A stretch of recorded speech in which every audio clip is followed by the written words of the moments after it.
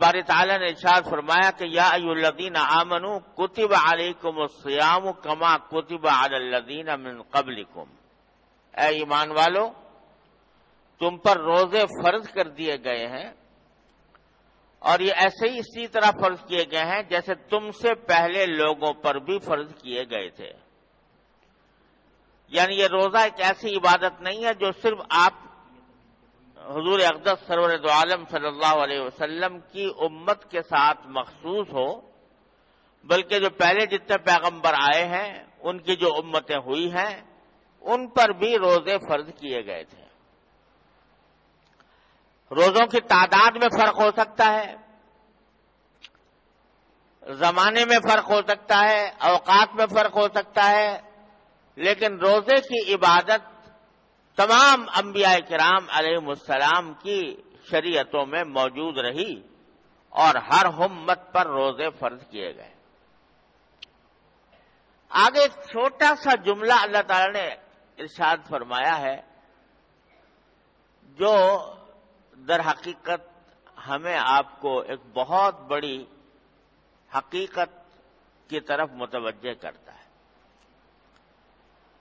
وہ چھوٹا سا جملہ یہ ہے کہ ہم نے یہ روزے تمہارے اوپر اس لیے فرض کیے ہیں لعلکم تتقون، تاکہ تمہارے اندر تقوی پیدا ہو۔ یعنی روزوں کا فرض کرنے کا جو مقصد اللہ تبارک و تعالی نے اس کی جو حکمت بتائی ہے وہ یہ ہے کہ تاکہ تمہارے اندر تقوی پیدا ہو۔ یہ ہے مقصود روزہ رکھنے سے۔ اللہ تعالیٰ کو نہ تمہیں بھوکا رکھنا منظور ہے نہ پیاسا رکھنا منظور ہے۔ تمہارے بھوک پیاس سے اللہ تعالیٰ کو کیا فائدہ پہنچے گا؟ تمہاری کسی عبادت کرنے سے اللہ تعالیٰ کو کیا نفع ہوگا؟ اللہ تعالیٰ کی ذات تو ایسی بے نیاز ہے کہ ساری دنیا ساری کائنات بھی اگر اس کی بغاوت پر آمادہ ہو جائے الیاذ باللہ، اس کی شان جلال میں، اس کی کبریائی میں، اس کے تقدس میں حبہ برابر کمی نہیں ہوتی۔ لہذا ہمارے آپ کے بھوکا رہنے سے پیاسا رہنے سے اللہ تعالیٰ کا کیا فائدہ؟ لیکن باری تعالیٰ فرما رہے ہیں کہ ہم نے یہ روزے اس لیے فرض کیے ہیں تاکہ تمہارے دلوں میں تقوی پیدا ہو۔ یہ تقوی کیا ہوتا ہے؟ ہماری اردو زبان کے اعتبار سے چونکہ ہمارے پاس کوئی اور لفظ ہے نہیں تو ہم تقوی کا ترجمہ خوف سے کرتے ہیں، ڈر، اور زیادہ اگر ذرا وضاحت کرنا چاہیں تو تقوی کا مطلب اللہ کا خوف، اللہ کا ڈر۔ ٹھیک ہے، یہی ترجمہ، اس کے علاوہ اور کوئی اردو میں ترجمہ ہو نہیں سکتا، لیکن اصل جو مقصود ہے تقوی سے وہ یہ کہ انسان کے دل میں یہ ایک احساس پیدا ہو جائے کہ میں اللہ کا بندہ ہوں اور مجھے اللہ کے حکم کے مطابق زندگی گزارنی ہے۔ لہذا جب کوئی کام کرے تو دل میں ایک کھٹکا ہو کہ یہ جو کام کرنے جا رہا ہوں یہ اللہ تعالیٰ کی مرضی کے مطابق ہے یا نہیں ہے۔ اللہ تعالیٰ نے جس چیز سے مجھے منع کیا ہوا اس سے روکوں، جس چیز کا حکم دیا گیا ہے اس کو بجا لاؤں۔ یہ احساس جب انسان کے دل میں پیدا ہو جاتا ہے اور یہ خلش دل میں پیدا ہو جاتی ہے کہ ہر کام کے وقت میں آدمی سوچے کہ یہ میں اللہ کی رضا کے مطابق کر رہا ہوں یا خلاف کر رہا ہوں، اسی کا نام تقوی ہے، اس کو تقوی کہتے ہیں۔ تو اللہ تعالیٰ فرما رہے ہیں کہ ہم نے روزے تمہارے اوپر اس لیے فرض کیے ہیں تاکہ تمہارے اندر تقوی پیدا ہو۔ کیا مانا؟ کہ درخت روزے رکھوا کر تمہیں ایک ٹریننگ کورس سے گزارا جا رہا ہے، ایک تربیت کی جا رہی ہے تمہاری۔ جیسے پچھلے جمعہ بھی میں نے عرض کیا تھا کہ کیسی تربیت ہو رہی ہے کہ ایک مسلمان ہے، اس نے روزہ رکھ لیا صبح کو، سارا دن نہ کچھ کھائے گا نہ کچھ پیے گا، دل چاہ رہا ہوگا، بھوک لگ رہی ہوگی، نہیں کھائے گا، پیاس لگ رہی ہوگی، نہیں پیے گا، جنسی خواہش ہو رہی ہوگی لیکن اس پر عمل نہیں کرے گا۔ یہ ارادہ کر لیا، یہ عزم کر لیا صبح کو سحری کے وقت۔ اب دوپہر کو گرمی پڑ رہی ہے، چلچلاتی ہوئی دھوپ ہے، محنت کر کے آیا ہے، تھکا ہوا ہے، کمرے کے اندر موجود ہے، فریج رکھا ہوا ہے، اس میں ٹھنڈا پانی بھی موجود ہے، پیاس کے مارے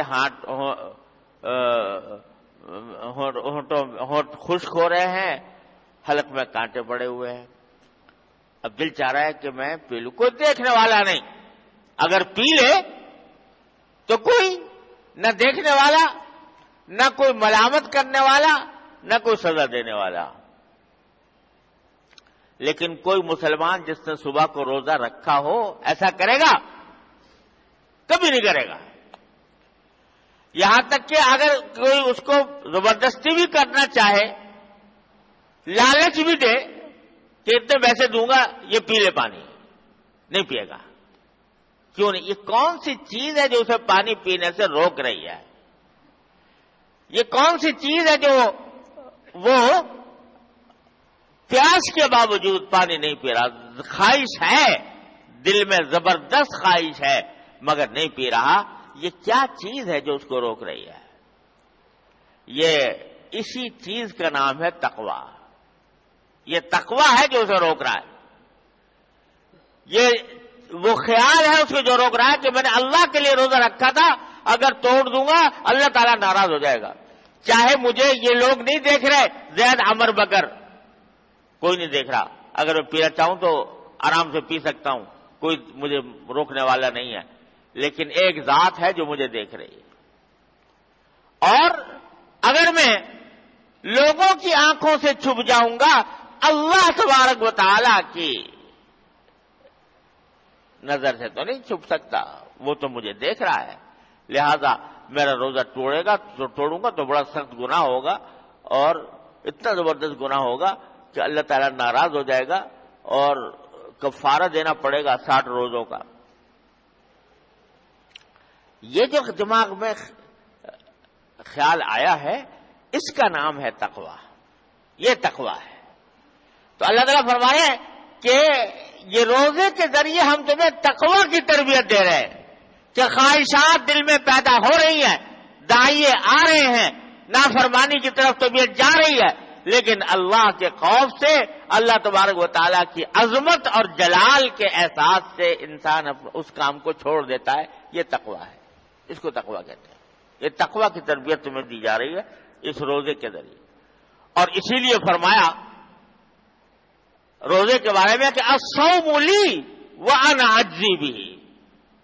اللہ تعالیٰ فرماتے ہیں، یہ حدیث قدسی ہے، رسول کریم صلی اللہ علیہ وسلم نے اللہ تعالیٰ کی یہ بات نقل کی ہے کہ اللہ تعالیٰ فرماتے ہیں کہ الصوم لی وانا اجزی بہ، یعنی روزہ خالص میرے ہی لیے رکھتا ہے میرا بندہ، اور میں ہی اس کی جزا دوں گا۔ میرے لیے رکھتا ہے کیا ہوتا ہے؟ یوں تو نماز بھی اللہ کے لیے پڑھ رہا ہے آدمی، حج بھی اللہ کے لیے کر رہا ہے، سب کچھ کر رہا ہے، صدقہ بھی اللہ کے لیے دے رہا ہے، لیکن اور ساری عبادتوں میں کچھ احتمال ریاکاری کا بھی ہے، دکھاوے کا بھی ہے، نام و نمود کا بھی ہے کہ وہ یہ کر رہا ہے اس لیے کر رہا ہے تاکہ لوگوں میں اس کی عبادت مشہور ہو جائے، لوگ اس کی عابد زاہد سمجھنے لگیں، نیک سمجھنے لگیں۔ مگر روزہ ایسی چیز ہے، اس میں کیا ریاکاری کرے گا آدمی؟ اس میں کیا دکھاوا کرے گا؟ جیسے ابھی میں نے مثال دی کہ اگر تنہائی میں کچھ کھا پی لے تو کس کو پتا چلے گا روزہ رکھا تھا، یہ توڑ دیا، یہ نہیں توڑا۔ لیکن یہ جو نہیں توڑ رہا، یہ سوائے اللہ جل جلالہ کی رضا حاصل کرنے کے کوئی اور چیز نہیں ہے۔ لہذا روزہ میرے ہی لیے اللہ تعالیٰ فرماتے ہیں، میرے بندہ جو رکھے گا میرے لیے رکھے گا، دکھاوے کے لیے نہیں رکھ سکتا۔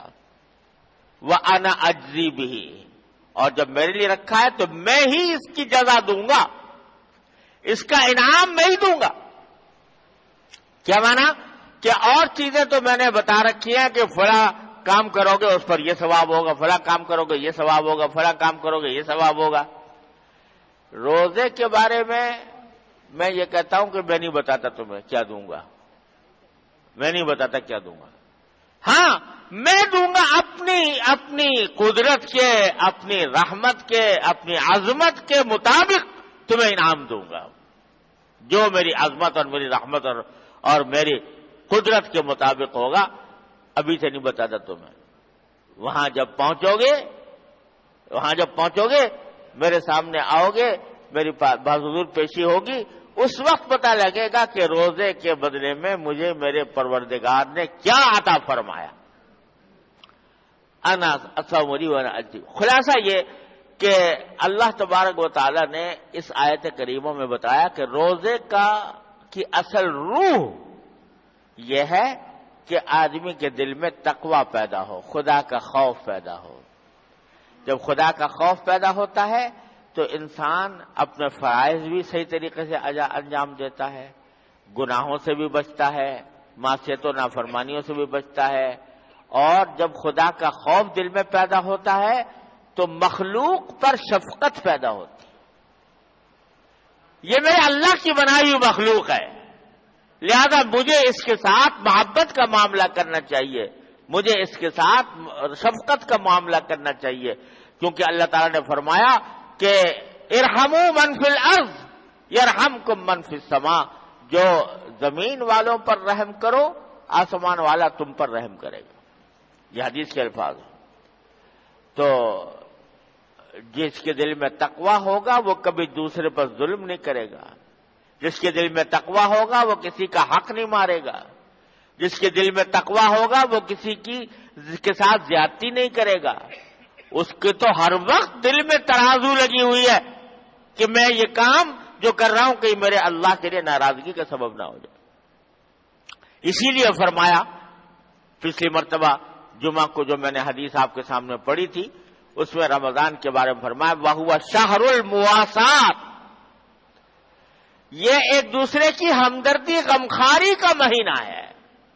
یعنی مسلمان کا کام یہ ہے کہ جب روزہ رکھا تو یہ نہیں کہ بس روزہ رکھ لیا بس چھٹی ہو گئی، روزہ رکھا ارے بھائی حلال چیزیں چھوڑ دی، کھانا پینا چھوڑ دیا، تو جو چیزیں پہلے ہی حرام تھی، چوری حرام تھی، زناکاری حرام تھی، جھوٹ حرام تھا، رشوت حرام تھی، غیبت حرام تھی، ان کو اگر نہ چھوڑا تو کیسا روزہ ہوا تمہارا؟ یہ حلال چیزیں تو چھوڑ دی، حرام چھوڑی نہیں۔ تو اس لیے اس میں روزہ انسان کو متوجہ کرتا ہے کہ اللہ تبارک و تعالیٰ کے گناہوں سے پرہیز کرے، اور جب گناہوں سے پرہیز کرے تو مخلوق پر شفقت کرے۔ تو مخلوق پر شفقت کے لیے فرمایا کہ مہینہ غمخواری کا، ایک دوسرے کی ہمدردی کا مہینہ ہے۔ اس میں جتنا ہو سکے ہر انسان دوسرے انسان کی مدد کرنے کی کوشش کرے، اس کے ساتھ حسن سلوک کرے، اس کی تکلیفوں کو دور کرنے کی کوشش کرے، اس کو آرام پہنچانے کی کوشش کرے۔ اسی لیے فرمایا ایک آدمی کا افطار کرا دیا تو اتنا بڑا زبردست اللہ تعالیٰ حوض کوثر سے شربت پلائیں گے کہ اس کے بعد پیاسا نہیں ہوگا کبھی۔ اتنی زبردست فضیلت ایک آدمی کو افطار کرا دینے کی ہے۔ تو بھائی جب یہ غمخواری اور ہمدردی کا مہینہ ہے تو پھر ہمدردی کے ساتھ ہی گزاریں۔ فرمایا اگر کوئی لڑنے میں بھی آ جائے کوئی، کہہ دو بھائی انی صائم، میرا روزہ ہے، میں تم سے لڑائی نہیں کروں گا، میں کوئی غصہ کرنے کی بات، لڑائی جھگڑے کی بات نہیں کروں گا کیونکہ میرا روزہ ہے۔ تو یہ غمخواری کا مہینہ ہے۔ اب یہ ذرا آپ اندازہ کرو کہ اللہ تبارک و تعالیٰ نے، اللہ کے رسول صلی اللہ علیہ وسلم نے تو اس کو غمخواری اور ہمدردی کا مہینہ بتایا، اور لوگوں نے اس کو عامت الناس کے اوپر ظلم کرنے کا مہینہ قرار دے دیا۔ کیا کہ ذخیرہ اندوزی کر کے ضرورت کی چیزیں ان کو ذخیرہ اندوزی کر کے قیمتیں ان کی بڑھا دیں۔ کیوں؟ آخر رمضان کا مہینہ آیا اور قیمتیں آسمان سے باتیں کرنے لگی. جو اشیاء ضرورت ہے، جن کو لوگوں کو افطار کرنے میں ضرورت ہے، سحری کھانے میں ضرورت ہے، ان کی قیمتیں دگنی چوگنی کرتی، وہ کہیں سے کہیں ان کو پہنچا دیا. تو آپ اندازہ کرو کہ یہ مہینہ تو مواسات کا مہینہ تھا، غمخاری کا، ہمدردی کا مہینہ تھا. اس میں تو یہ چاہیے تھا کہ جو تاجر، مسلمان تاجر ہے، وہ عام لوگوں کے لیے سستا، عام دنوں کے مقابلے میں سستائی پیدا کرے، ان کے لیے آسانی پیدا کرے. اس کے بجائے اس نے ذخیرہ اندوزی کر کے قیمتیں آسمان تک پہنچا دی.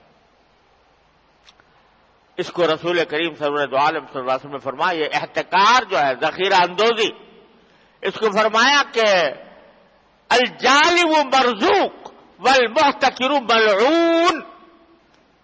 نبی کریم سرور دو عالم صلی اللہ علیہ وسلم فرماتے ہیں کہ جو لوگ کھانے پینے کی اشیاء کی ذخیرہ اندوزی کر کے، ان کے ذخیرے جمع کر کے بازار میں گرانی پیدا کرتے ہیں، وہ ملعون ہیں. آپ اندازہ کرو، نبی کریم سرور دو عالم صلی اللہ علیہ وسلم جس کو ملعون کہہ رہے ہوں،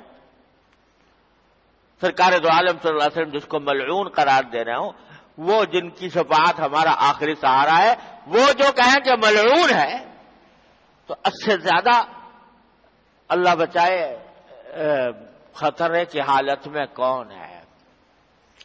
مگر بڑا افسوس ہوتا ہے یہ دیکھ کر کہ بس یہ تو سمجھ لیا روزہ رکھا ہے، روزہ بھی رکھ لیا اور تراویح بھی پڑھ لی اور نفلیں بھی پڑھ لی اور ذکر تسبیح بھی کر لیا، لیکن شریعت کے جو یہ احکام ہیں، جب بازار میں پہنچے تو قصائی بن کر بیٹھے لوگوں کی کھال اتارنے کے لیے. جب بازار میں بیٹھے اور اپنی تجارت کا معاملہ آ گیا، نفع کمانے کا معاملہ آ گیا، تو نہ روزہ یاد رہا، نہ تراویح یاد رہی، نہ ذکر و نفل یاد رہی. وہاں لوگوں کی کھال کھینچنے اور لوگوں کو مصیبت میں مبتلا کرنے کے تمام طریقے اپنی جیب بھرنے کی خاطر، اپنا نفع کمانے کی خاطر اختیار کر لیا. یہ کیا رمضان ہوا بھائی؟ یہ کیا رمضان ہوا؟ یہ کیسے روزے ہوئے کہ اللہ روزے تو رکھے اور افطار کیا حرام پر،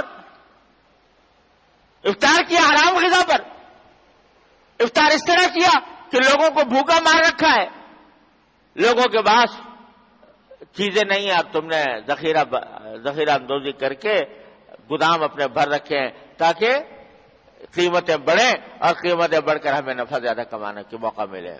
الاعوذ باللہ العلی العظیم. یہ رمضان کی توہین ہے، یہ رمضان کی برکتوں کا انکار ہے، یہ رمضان کے پیغام کی تکذیب ہے. اور یہ رسول کریم سرور دو عالم صلی اللہ علیہ وسلم نے جو فرمایا تھا کہ مہینہ غمخاری ہمدردی کا مہینہ ہے، اس کو جھٹلانا ہے اعوذ باللہ، اپنے عمل سے اس کے خلاف کارروائی کرنی ہے. مسلمانوں کو چاہیے کہ بھائی یہ ساری دنیا یہی نہیں رہ جائے گی. کوئی آدمی بینک بیلنس بنا کے، نفع کما کے، رشوتیں کھا کر اور کھلا کر اور ذخیرہ اندوزی کر کے اور دو لوگوں کو نقصان پہنچا کر مال جمع کر لے گا تو کوئی یہاں اپنے ہاتھ سے اپنے ساتھ لے کے نہیں جائے گا. قبر میں جائے گا تو خالی ہاتھ ہی ہوگا اور ہمیشہ نہیں رہنا اس دنیا میں. ایک وقت آنا ہے، اللہ تبارک و تعالیٰ کے حضور جواب دہی کرنی ہے. خدا کے لیے اس بات پر غور کریں اور یہ سمجھیں کہ رمضان کا مہینہ در حقیقت تقوی پیدا کرنے کا مہینہ ہے، لعلکم تتقون. لہذا ہر لمحے ہر مسلمان کو یہ جائزہ لیتے رہنا چاہیے کہ آیا اس روزے کے نتیجے میں میرے دل میں کوئی تقوی کی شمع جلی ہے کہ نہیں، کوئی تقوی کا چراغ روشن ہوا ہے کہ نہیں. اگر ہوا ہے الحمدللہ روزے کا مقصد حاصل ہوا، لیکن اگر خدا نہ کرے جو حالت پہلے تھی وہی اب بھی ہے، جس طرح پہلے گناہوں میں مبتلا تھے اب بھی ہیں، جس طرح لوگوں کو پہلے تکلیف پہنچاتے تھے اب بھی پہنچاتے ہیں، تو اس کا معنی یہ کہ روزے کی روح حاصل نہیں ہوئی. اللہ تبارک و تعالیٰ اپنے فضل و کرم سے، اپنی رحمت سے ہمیں روزے کی صحیح سمجھ عطا فرمائے اور اس کے مقصد یعنی تقوی پر عمل کرنے کی توفیق عطا فرمائے. وآخر دعوانا الحمدللہ رب